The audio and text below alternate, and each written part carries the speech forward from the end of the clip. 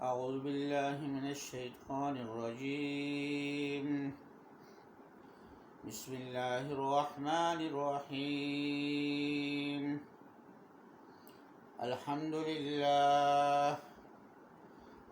لله نحمده ونستعينه ونستغفره ونؤمن به ونتوكل عليه ونعوذ بالله من شرور أنفسنا ومن سيئات أعمالنا. من يهده الله فلا مضل له ومن يضلله فلا هادي له. ونشهد أن سيدنا ومولانا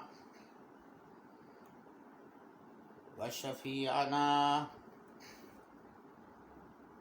ومرشدنا وطبيبنا وطبيب أمراض قلوبنا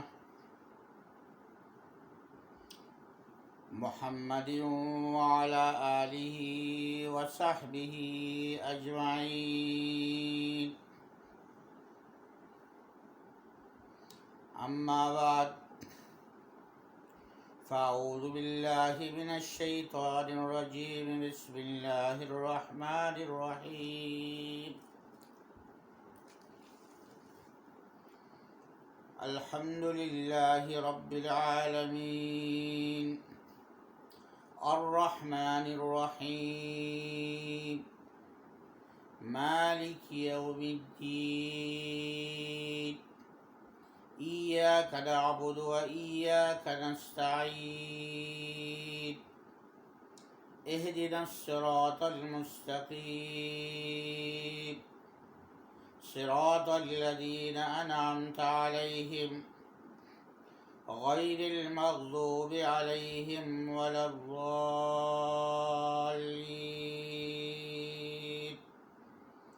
آمين.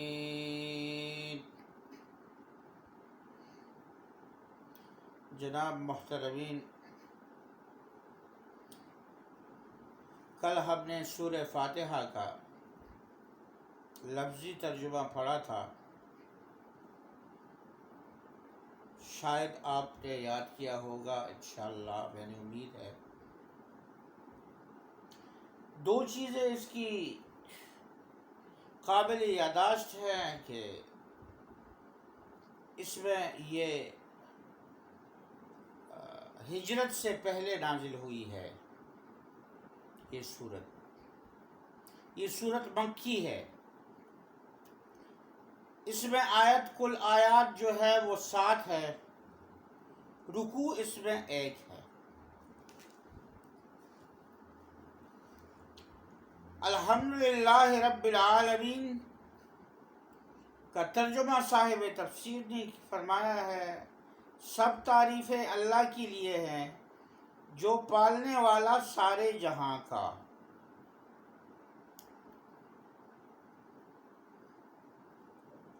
سب تعریفیں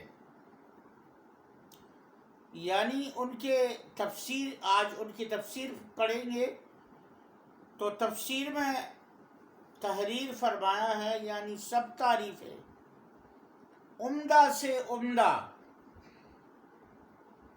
عمدہ سے عمدہ،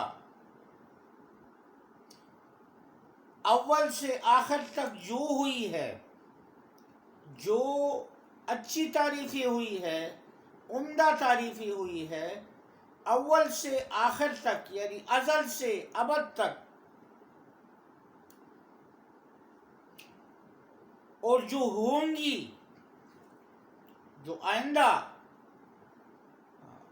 جو ہوئی ہے پاسٹ میں، جو ہوتی ہیں پریزنٹ میں، اور جو ہوں گی فیوچر میں، اللہ ہی کو لائق ہے. ساری تعریفیں جو پاسٹ میں ہوئی ہے، جو پریزنٹ میں ہو رہی ہے، جو فیوچر میں ہوں گی، ان سب کا حقدار، ان سب کا لائق اللہ جل شانہ کی ذات ہے.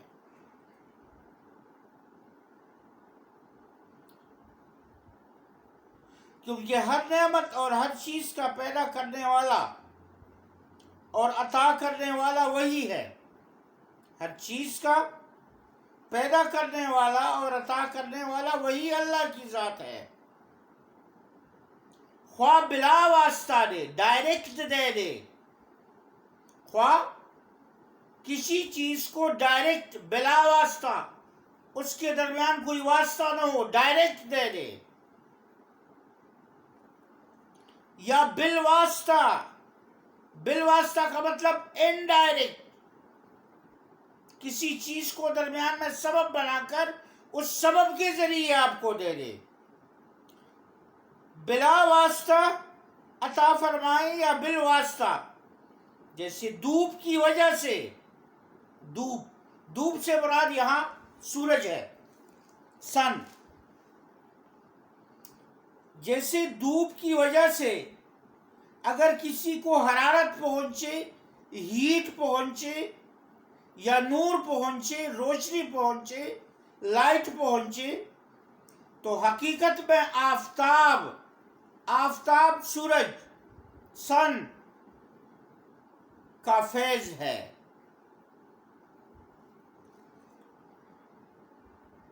آگے شیخ الہند رحمۃ اللہ علیہ نے فارسی کا ایک شعر جو ہے وہ فرما دیا ہے: حمد رابا تو نسبت درست، حمد رابا تو نسبت درست، بردر ہر کی رفتے بردر تست. تو اب اس کا ترجمہ یہ کرنا ہے کہ ہر طرح کی تعریف، تو اب اس کا ترجمہ یہ کرنا کہ ہر طرح کی تعریف اللہ ہی کو سزاوار ہے، یہ بڑی کوتاہی ہے. ہم ترجمہ کرتے ہیں، ہر طرح کی تعریف اللہ ہی کو سزاوار ہے. اس پر حضرت شیخ نے رد کیا ہے کہ یہ بڑی کوتاہی ہے. ایسا ترجمہ کرنا نہیں چاہیے، بڑی کوتاہی کی بات ہے. جس کو اہل فہم خوب سمجھتے ہیں، یعنی علم والے، فہم والے، جو سمجھتے ہیں، جو سمجھدار لوگ ہیں، عارف باللہ ہیں، وہ اس کو خوب سمجھتے ہیں. یعنی سزاوار کا لفظ استعمال نہیں کرنا چاہیے.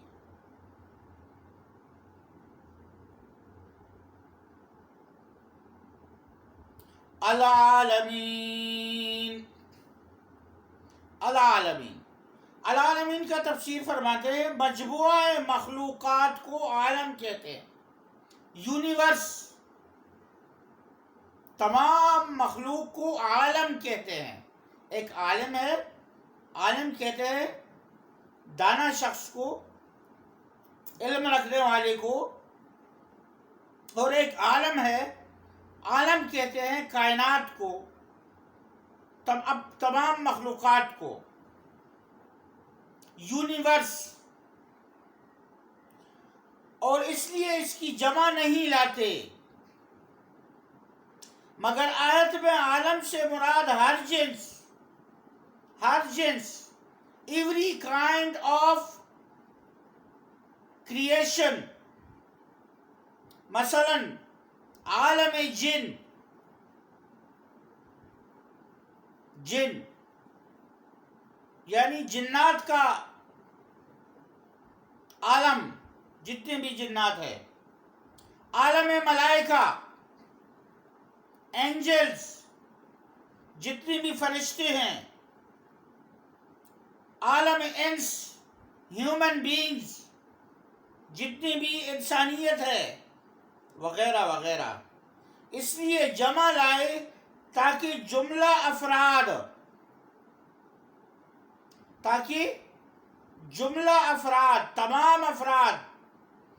تمام افراد عالم کا مخلوق جناب باری ہونا، اللہ تعالی کا ہونا خوب ظاہر ہو جائے.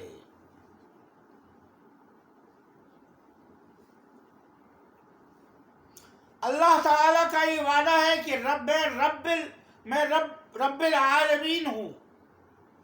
جتنی بھی جو کچھ بھی ہے اللہ کے علاوہ ساری کی ساری اللہ کی مخلوق ہے.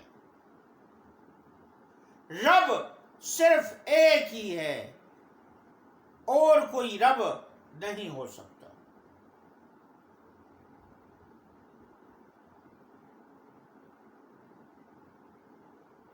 مالک یوم الدین، مالک روز جزا کا. روز جزا کا تفسیر بیان کرتے ہیں حضرت شیخ الہند. اس کے خاص کرنے کی اول وجہ تو یہی ہے کہ اس دن بڑے بڑے امور پیش آئیں گے، بڑے بڑے واقعات ہوں گے، بڑے بڑے امور پیش آئیں گے. ایسا خوفناک روز، ایسا خوفناک دن جو نہ پہلے ہوا، نہ آئے، نہ آگے کو ہوگا. قیامت کا دن ایسا خوفناک دن ہے، ڈومز ڈے ایسا خوفناک دن ہے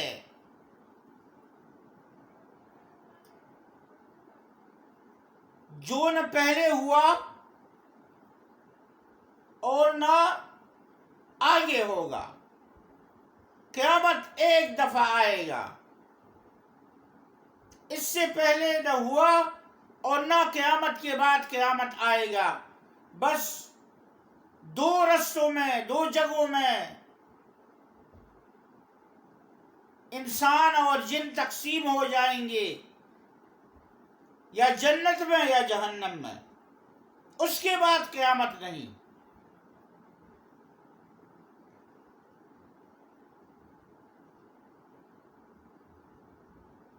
دوسرے، اس روز بجز ذات پاک تعالیٰ کے کسی کو ملک و حکومت ظاہری بھی تو نصیب نہ ہوگی. اس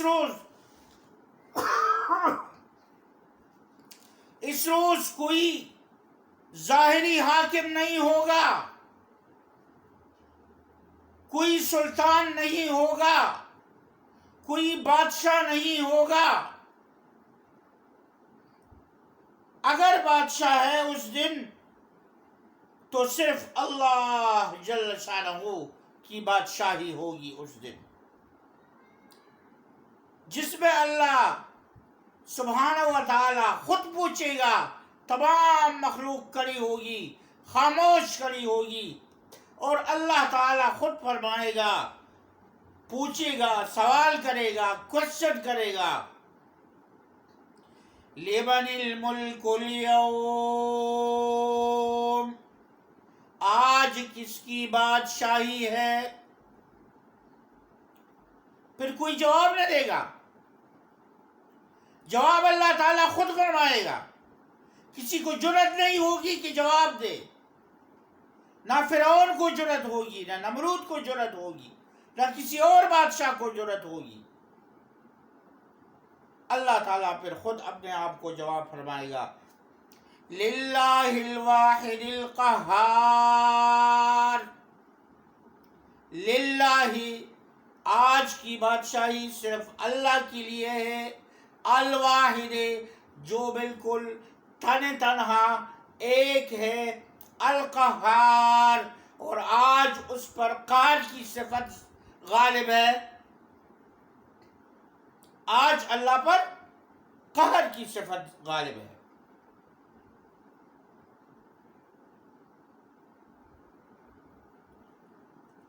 دوسری تفسیر فرماتے ہیں، ایاک نعبد، تیری ہی عبادت کرتے ہیں، ہم بندگی کرتے ہیں. وَإِيَّاكَ نَسْتَعِينُ، اور تجھی سے مدد چاہتے ہیں. نستعین کے بارے میں شیخ الہند رحمۃ اللہ علیہ، اللہ ان کی قبر نور سے بھر دے، اور انشاءاللہ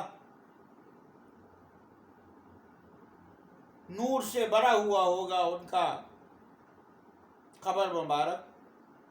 اس آیت شریفہ سے معلوم ہوا کہ اس کی ذات پاک کے سوا کسی سے حقیقت میں مدد مانگنی بالکل ناجائز ہے. اللہ تعالیٰ کے سوا کسی سے مدد مانگنا بالکل ناجائز ہے. ہاں اگر کسی مقبول بندہ کو محض واسطہ رحمت الہی اور غیر مستقل سمجھ کر، اس کو سمجھنا بھی مستقل نہیں، غیر مستقل سمجھ کر استعانت، ہیلپ ظاہری، اس سے ظاہری ہیلپ، ظاہری استعانت اس سے کرے، یعنی اس کو تھوڑا سبب کے ذریعے استعمال کرے، کیونکہ دنیا دار الاسباب ہے.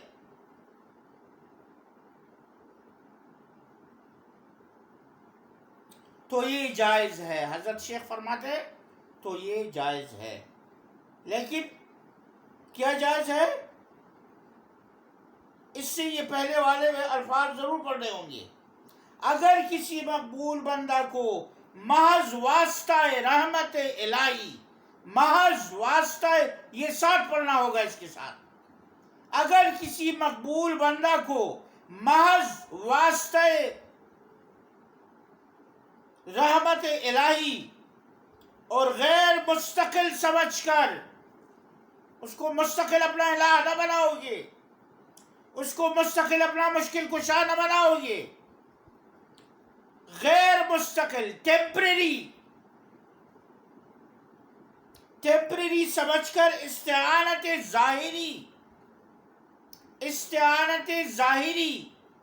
ظاہری ہیلپ اس سے کرے تو یہ جائز ہے.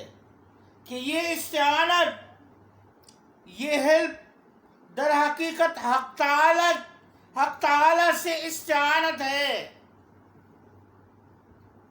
اللہ سے مانگو، نفل پڑھو، سورہ یاسین شریف کی تلاوت کرو، اللہ سے تعلق پیدا کرو، پھر جاؤ کسی کے سامنے، اس کو کہو یہ کام ہے میرا یہ حق ہے، یہ کر دو. اللہ تعالیٰ اس کی دل کو پیر دے گا اور اس کو ذریعہ سبب بنا کر آپ کے کام کو، جو دنیاوی غرض و غایت ہو آپ کو کا، وہ پورا کرے. لیکن پورا کرنے والا اللہ ہے. اگر تم ڈگمگائے راستے میں تو اللہ خلاف ہوگا، اور جب اللہ خلاف ہوگا تو سبب بھی تمہارے خلاف استعمال ہوگا، تمہارا کام نہیں ہوگا، تم ناکام و نامراد بن کر واپس آؤ گے.